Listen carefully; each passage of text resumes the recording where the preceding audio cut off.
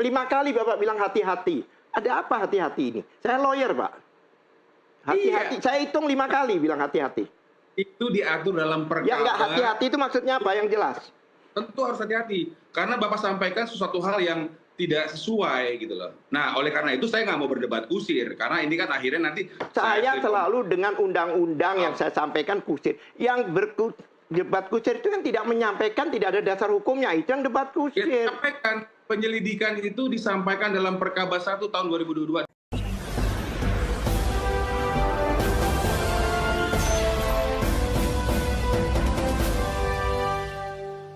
Pak Abdullah sekarang, Pak Abdullah, tadi kan memang sedikit memanas sebelum break azan maghrib, mungkin ada komentar, tapi juga yang saya ingin tahu karena tadi bincang-bincang kita off air, Pak Abdullah mengatakan bahwa sempat hadir dalam gelar perkara. Ini yang sebenarnya semua orang bertanya-tanya, apa isinya?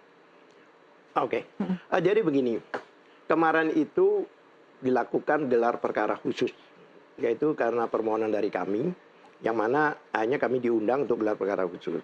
Berarti kesimpulannya apa? Kesimpulannya dikatakan penyidikan sudah selesai ini, itu dibuka lagi. Oke. Ya, jadi belum benar-benar final ya nah, kemarin? Kalau memang itu sudah final, kenapa kami dipanggil gelar perkara? Ya kan? Itu penting. Ya kan? Berarti penyelidikan ya dihentikan, itu sebenarnya dibuka lagi. Jangan ada gelar.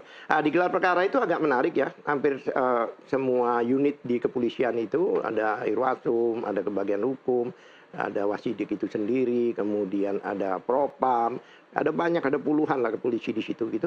Bahkan ada dari pihak luar DPR, Ombudsman, Komnas HAM, Kompolnas dan sebagainya itu gelar perkara itu. Gelar perkara itu jam 10 mulainya. Memang waktu itu kami siap dengan banyak orang. Beberapa orang, ada 18 orang, tapi tiba-tiba dibatasi hanya 8 orang. Hanya kami bawa belum juga. Ini semua kuasa hukum berarti, Pak? Iya, kuasa hukum maupun prinsipal dari TPUA. TPUA itu kan ada anggota-anggotanya, ya kan? Nah, dibatasi. Padahal kita membawa ahlinya 7 waktu itu, ya kan? Nah ini gimana ini 8? Hanya kita atur 4 ahli, 4 prinsipal. Termasuk saya kuasa hukum dari Bang Egy langsung. Ya, saya kuasa hukum. Gelar perkara biasa mereka paparkan dan sebagainya, ya kan? Mereka paparkan, maksudnya penyidik ya, maupun bagian laboratorium paparkan dan sebagainya. Dipaparkan sejak Dumas ini gini-gini dan sebagainya. Kemudian baru kami diberi kesempatan. Nah, khususnya yang saya sampaikan ya secara hukum, kalau Bang Egy bilang kita keluar aja kalau memang nggak ada ijazahnya, ngapain gelar? Ya kan? Unit kecil aja yang namanya lab force itu bisa mendatangkan ijazah, sedangkan gelar para perwira itu ijazah nggak dihadirkan. Kan aneh. Berarti kita dialog apa ini di gelar ini kalau ijazahnya nggak ada? Waktu itu Bang Egy sudah mau... Itu ada tapi tidak dibuka atau tidak ada? Tidak ada, kami tanyakan berkali-kali. Hadirkan di sini supaya kita bisa koreksi bareng. Apalagi ada BTPR tapi nggak ada. Udah kayak dialog TV aja gitu loh. Padahal ini kan gelar ini kan adalah suatu proses tertinggi di dalam penegakan hukum ya di kepolisian, tidak dihadirkan. Akhirnya kita debat sendiri. Masalahnya yang saya masalahkan itu di dalam pengetesan di laboratorium, pengujian dalam itu ada namanya Perkap, peraturan Kapolri. Peraturan Kapolri itu legal. Kalau menteri, peraturan menteri. Nah ini peraturan Kapolri. Berarti secara hierarkis perundang-undangan ada itu, ya kan? Tidak boleh bertentangan sama ini dan sebagainya. Perkap itu saya bacakan, ya kan, intinya pada prinsipnya Perkap itu dalam pemeriksaan laboratorium itu, ya kan, itu harus ada persyaratan, syarat formil maupun teknis. Formil itu contohnya, ya formilnya ya secara prosedurnya apa, teknis itu karena tindak pidana itu kan banyak, ada senjata, ada ini, ada itu gitu kan. Nah ini kan ijazah masuk ke dokumen, ya. Bahkan kalau persyaratan, jadi diminta oleh unit yang meminta, dalam hal ini penyidik, harus dilampirkan dengan beberapa dokumen. Kalau dokumen itu tidak lengkap, di situ ya dituliskan, dikembalikan untuk dilengkapi. Itu diberi waktu 14 hari. Diberikan lagi, dikembalikan lagi.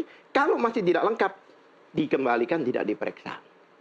Dan yang terjadi dengan ijazah Jokowi? Syarat-syaratnya ini, ya kan, setelah penyerahan itu harus dilampiri dengan laporan polisi, jangan lupa. Sedangkan ini belum ada laporan polisi, statusnya masih Dumas. Jadi belum ada laporan polisi. Tapi ijazahnya ada. bukan begitu. Prosedurnya itu harus ada laporan polisi. Berarti peningkatannya harus di penyidikan dulu gitu loh. Oke, Anda mempermasalahkan Itu syaratnya urutannya wajib. berarti. Iya, masalah Oke. bukan urutannya. Apa ya? Lampirannya ya, lengkapnya apa? Formilnya gitu. Formilnya, ya. iya, oke. Itu harus ada laporan polisi. Dan laporan polisi itu biasanya ada nomor laporan, ada peristiwanya apa, kemudian pasal-pasalnya mana. Pasal yang di Bareskrim itu pasal pemalsuan surat. Kalau ya 263 dan 266 itu saya mungkin untuk pemirsa mungkin tidak tahu pasal-pasal ya. Yang penting peristiwanya seperti ini, ya kan? Nah, karena itu ada nomor laporan, kemudian ada peristiwanya. Jadi hasil gelar di sini tidak bisa digunakan di Polda. Oke. Karena permasalahannya lain. Iya. Satu, ya. Kemudian syarat berikutnya adanya saksi dan tersangka. Nah, ini menarik. Tersangka itu selalu dalam proses itu di terakhir, bukan di depan. Itu bagaimana ada tersangka ini masih Dumas? Iya. Ya kan itu. Padahal itu harus dikembalikan kan? Oke. Ya. Ketiga harus ada itu tadi berita acara penyitaan. Ya. Mana mungkin disita dikembalikan? Ini tidak boleh dikembalikan itu. Anda mau mengatakan bahwa dalam Tidak gelar ada berita perkara itu acara. ada banyak cacatan ya berarti? Bukan cacatan, persyaratannya tidak memenuhi. Oke. Oleh Baik. sebab itu pemeriksaan laboratorium itu tidak sah. Tidak sah. Oke. Pak Firman, ada komentar? Ya, ya jadi gini loh pemirsa semua ya. Kan ini sudah jelas ijazah Pak Jokowi itu asli digunakan sama Bapak dalam berbagai kesempatan. Pengeluar ijazah sudah menyampaikan ijazah Bapak asli dan Bapak adalah sah sebagai alumni UGM Fakultas Kehutanan.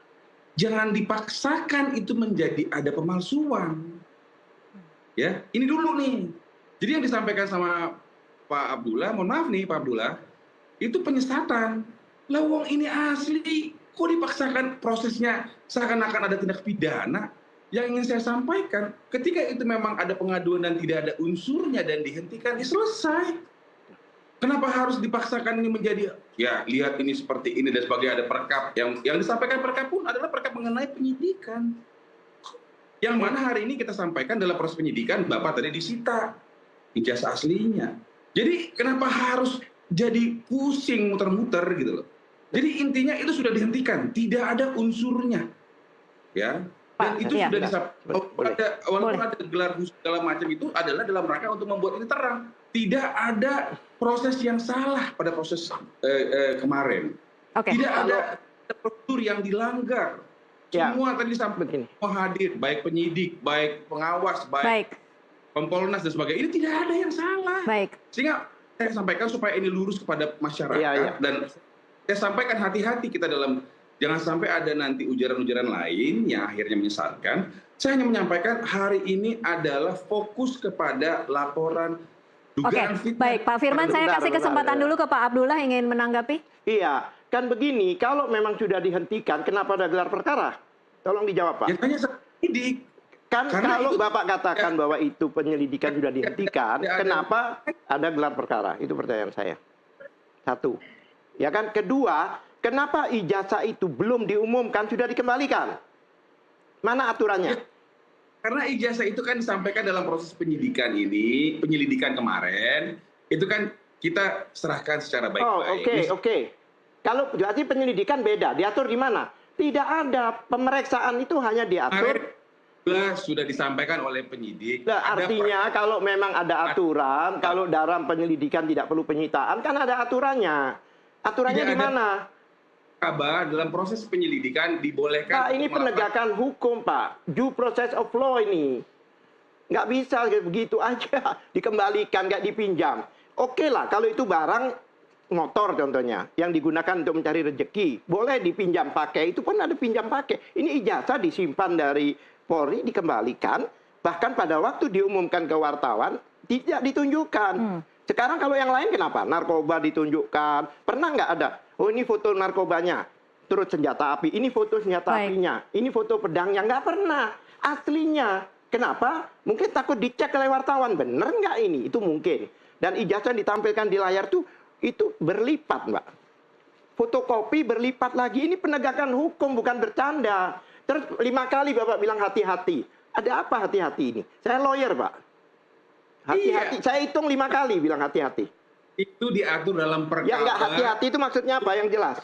Tentu harus hati-hati. Karena Bapak sampaikan sesuatu hal yang tidak sesuai gitu loh. Nah, oleh karena itu saya nggak mau berdebat kusir. Karena ini kan akhirnya nanti... Saya selalu dengan undang-undang yang saya sampaikan kusir. Yang debat kusir itu yang tidak menyampaikan, tidak ada dasar hukumnya. Itu yang debat kusir. Ya, sampaikan. Penyelidikan itu disampaikan dalam Perkaba 1 tahun 2022 dan itu dalam gelar khusus disampaikan. Ini. 1 tahun 2022. Sebentar, menarik ini. Iya. Dia katakan Perkaba nomor 1. Perkaba itu adalah peraturan Bareskrim, Kabareskrim. Ya kan? Bukan, ini Perkab itu Kapolri, 1. Kedua, Perkaba itu saya baca, Pak. Itu SOP isinya, bukan persyaratan. Coba baca. Coba kalau Bapak bisa baca atau Bapak ingat SOP bagaimana membungkus barang bukti. Jadi jangan hubungkan SOP dengan persyaratan. Beda, Pak. Oke, Pak Abdullah, tapi saya coba ingin menengahi ini ya.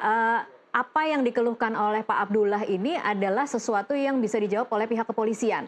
Apakah artinya Anda merasa bahwa memang pihak kepolisian tidak netral dalam menangani kasus ini? Bukan tidak netral, menurut saya, ya kan. Polisian kan begini, itu kan baru penyelidikan. Penyelidikan itu untuk mencari ada tidaknya tindak pidana, penyelidikan ya. Saya tanya, kan harusnya polisi yang jelaskan ke saya, apa tindak pidananya? 310 yang ayat 3 menyatakan demi kepentingan umum tidak bisa diundur. Yang 160 penghasutan harus ada terjadi orang membunuh orang atau memukul orang. Ya kan pasal 28 yang berdasarkan syarat sekarang nggak ada lagi. Dulu ada antar golongan, sekarang nggak ada. Berdasarkan agama, ras, suku, bukan ada berdasarkan surat, tidak ada. Jadi kata-kata berdasarkan itu deliknya yang dilaporkan. Nah, yang satu lagi pasal 28 ayat 3 kebohongan itu sebenarnya mengadop Undang-Undang nomor 146 yang sudah dihapus dimasukkan di situ. Kebohongan yang menimbulkan kerusuhan. Itu di keterangannya sendiri, keterangan pasal itu, yang dimaksud kerusuhan itu adalah fisik, bukan di medsos. Ya kan, contohnya di pinggir laut ada orang teriak, ada tsunami, pada lari lah, itu seperti itu. Bukan, dulu di medsos. Bahkan itu ada keputusan, kalau nggak salah keputusan MK 105, yang menyatakan bahwa kerusuhan atau keonaran itu fisik. Di mana saya debat kusir, semua saya berdasar hukum saya bicara ini. Oke, baik. Saya kembali lagi ke bahwa saat ini faktanya kasus ini sudah naik ke penyidikan. Dari Anda, Pak Abdullah, apa yang kira-kira disiapkan untuk membuktikan bahwa klien Anda tidak melakukan? Saya mengatakan dari awal bahwa saya ingin penjelasan dari kepolisian, tindak pidana apa yang dilakukan. Yang jelas dulu. Gitu. Kalau dibilang kebohongan, tunjukkan ijazahnya di depan kita. Nah ini loh buktinya aslinya, berarti Anda bohong. Nggak mau juga kebohongan gitu, hanya satu kayak ilustrasi gitu, kami nggak mau. Ini fakta hukum.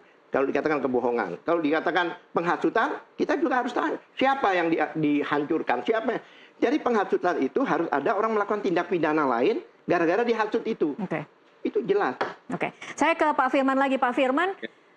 Anda sebagai kuasa hukum, Pak Firman, seberapa yakin bahwa memang ijazah yang dimiliki klien Anda benar-benar asli?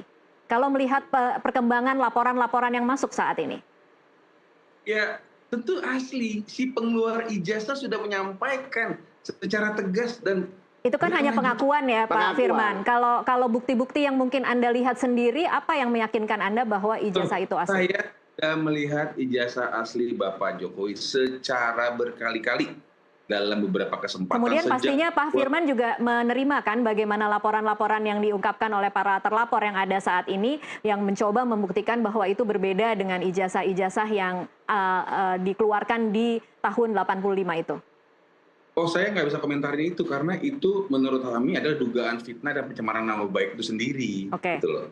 Karena kan tadi saya bilang, saya akhirnya nggak mau mengkomentari Pak Abdullah dan saya akhirnya fokus kepada pengaduan atau pelaporan kami di Polda Metro Jaya yang saat ini naik ke penyidikan. Dan kita lihat saja nanti ke depan. Apakah dari pasal-pasal yang disampaikan itu tidak semuanya, ada salah satu, salah dua, salah tiga, ya silakan. Salah semua. Ada hal yang tentu yang akan harus dipertanggungjawabkan. Kalau memang tidak ada, ya silakan, nggak ada masalah gitu loh. Jadi ini ya saya harus pertegas. Pak Jokowi tidak sedang menuding di sini. Pak Jokowi merasa difitnah dan dicemarkan nama baiknya. Karena ada orang yang mengatakan ijazah Bapak Jokowi palsu. Dan UGM si pengeluar ijazah sudah menyampaikan secara terbuka ke seluruh dunia bahwa ijazah Bapak Jokowi asli dan Bapak adalah sah sebagai alumni Fakultas Kehutanan UGM. Pak Firman, ini menarik. Anda mengatakan bahwa Pak Jokowi tidak sedang menuding, tetapi merasa difitnah. Saya ingin tahu, adakah ruang di luar mekanisme hukum yang memungkinkan Jokowi mungkin dengan pihak-pihak yang terlapor saat ini untuk kemudian bisa menyelesaikan ini tanpa melalui jalur hukum misalnya, Pak Firman?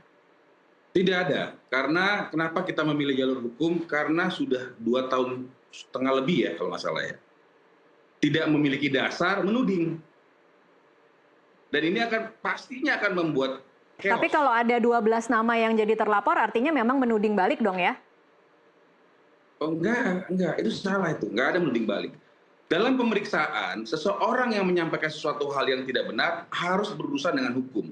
Bukan karena orang itu dituding, tetapi dia harus membuktikan apa yang disampaikannya. Kalau dia tidak bisa membuktikan bahwa itu palsu, maka dia akan kena dalam pasal terkait. Seperti itu. Jadi Bapak tidak menuding, tidak. Bapak hanya menyampaikan, kok ada yang menyampaikan ijazah saya palsu ya?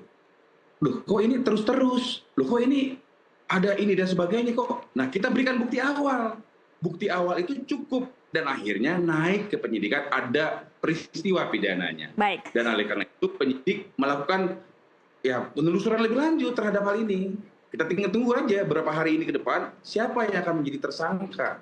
Karena tentu sudah ada tindakan pidananya. Dan kalau sudah ada yang itu tidak dari Bapak loh yang menyampaikan. Baik, silakan Pak Abdullah. Begini, dalam penegakan hukum memang dilakukan siapa yang tersangka, siapa bakal tersangka. Kalau ini ternyata di dalam proses hukum tidak terbukti, maka pelapor itu sendiri yang akan jadi tersangka. Jangan lupa. Jadi juga berarti sampai di sini ada lanjutannya, ya kan? Jika memang tidak benar, laporannya ternyata kita bisa buktikan bahwa klien kami tidak bersalah. Contohnya yang itu, yang YouTuber itu kan YouTuber itu rata-rata wartawan, dia punya kartu wartawan. Rata-rata menunjukkan kami. Wartawan itu, ya kan, itu ada aturannya, ada MOU antara kepolisian dan Dewan Pers. Tidak bisa masuk ke penyidikan sebelum dia sidang di Dewan Pers. Dewan Etik ya. Itu ada aturan MOU. Pernah baca nggak MOU itu, Mas Firman? Saya sama Bapak ini kan muter-muter nih Pak, jadi saya nggak mau komentarin. Oke, baik. Karena Bapak pernah menyampaikan Undang-Undang HAM pasal 10 kalau nggak salah. Siapa melapor tidak boleh. Saya pusing sekarang jadinya. Kenapa? Karena Bapak muter-muter dan menyesatkan menurut saya. Tapi ya silakan, mungkin Tasya bisa. Iya, baik. Ini pertanyaan terakhir untuk Pak Firman dan juga Pak Abdullah. Mungkin bisa dijawab untuk mengakhiri debat kusir pada sore hari ini. Pak Abdullah, kalau kemudian akhirnya terbukti Jokowi ijazahnya asli, apa yang terjadi? Ya, kan orang-orang ini kan sudah siap, ya kan? Oh, bagus. Sebentar, memang sudah siap. Mereka ini kan bukan kaleng-kaleng, mereka ini pejuang. Jadi mereka ini bukan siap jadi tersangka, siap menjalani proses hukum. Siap juga, kan ini kan masalahnya Pak, kan dari peristiwa yang mana Bambang Tien dikatakan dia itu bohong dan sebagainya, kan ijazah tidak dihadirkan. Iya. Ya kan? Kan aneh, menuduh orang bohong, tapi tidak dihadirkan. Dari situlah mulanya. Jadi bukan tiba-tiba. Iya, kalau akhirnya nanti diumumkan. Sebagai seorang presiden, seharusnya dia itu wise ya, mantan presiden. Kalau ada orang mati, tunjukkan aja. Pernah Obama ya di Amerika ya, dia pernah dituduh bahwa dia bukan kelahiran Amerika, bukan American citizen. Ya kan? Dia tunjukkan. Nih, saya punya akte kelahiran. Selesai. Oke. Nah ini carut-marut sampai ini hanya untuk tidak menunjukkan ijazah. Ini kan jadi tapi artinya siap menghadapi konsekuensi ya Pak Abdullah? Ya sangat siap banget. Oke, saya ke Pak Firman sekarang. Pak Firman, kebalikannya, jika terbukti palsu Pak Firman? Ya tidak mungkin kita berandai itu. Karena Dirkrimum Mabes Polri sudah menyampaikan ijazah asli Bapak ke seluruh dunia. Siapa yang ingin mengakses, ketik aja Dirkrimum Mabes Polri. Ada itu di halaman belakangnya pada waktu mereka menyajikan. Dan tidak ada kewajiban kami menyampaikan kepada orang-orang yang seperti ini. Nggak ada. Dikasih pun problem lagi. Jadi Anda sangat percaya diri bahwa tidak mungkin akan terbukti palsu ya? Bukan soal kalau percaya diri pasti. Karena si pengeluar ijazah sudah menyampaikan. Itu udah pasti. Ya. Tapi tidak menunjukkan. Kemarin malah, kalau kita ketahui, yang katanya adalah seorang ahli. Hari ini secara aktif kesana kemari. Ahli itu harusnya ada medianya, ada ruangnya, ada tata caranya. Tidak bisa dia kesana kemari mencari. Ini Pak Firman bicara soal Rismon ya? Ya. Oh, ya siapapun. Saya Banyak, jawab itu. bukan hanya beliau gitu loh. Tapi yang ingin saya sampaikan, karena ini statement terakhir, Iya. stop proses penghinaan, dugaan pencemaran nama baik ini. Ya, karena kalau tidak akan ada sanksi-sanksi terkait, gitu ya. Kemudian fokus pada apa yang kami laporkan di Polda Metro Jaya. Baik. Terkait ini dan itu sampaikan saja nanti pada saat dipanggil, kalau memang dipanggil, klarifikasi, defense dan sebagainya. Ya kalau memang tidak ada kena ya silakan.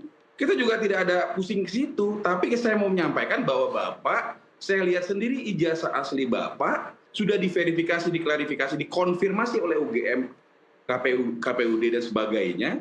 Sudah dilihat juga oleh seluruh, mungkin ya, oleh seluruh partai politik yang mendukung Bapak. Apalagi ada orang yang mengaku-ngaku seluruh masyarakat, mengaku-ngaku ya, seluruh masyarakat namanya dia, mengaku-ngaku. Ini nggak ada kewajiban kami menyerahkan, karena sebenarnya kalau ingin dia lihat, sudah dilihat. Oke. Sudah disampaikan secara terbuka oleh Barreskrim Polri. Jadi menurut saya, fokus kepada proses penyidikan, dan kita tunggu nanti apakah memang dalam beberapa hari ke depan, beberapa waktu ke depan, beberapa minggu ke depan ya, atau bulan, saya kurang tahu, sesuai dengan penyidik nanti, Semoga siapa tidak. yang menjadi tersangka. Oke, baik. Baik, semoga tidak berbulan-bulan supaya masyarakat juga tidak gaduhnya berlama-lama. Tapi terima kasih Ya. Pak Firman dan juga Pak Terima Abdullah. kasih.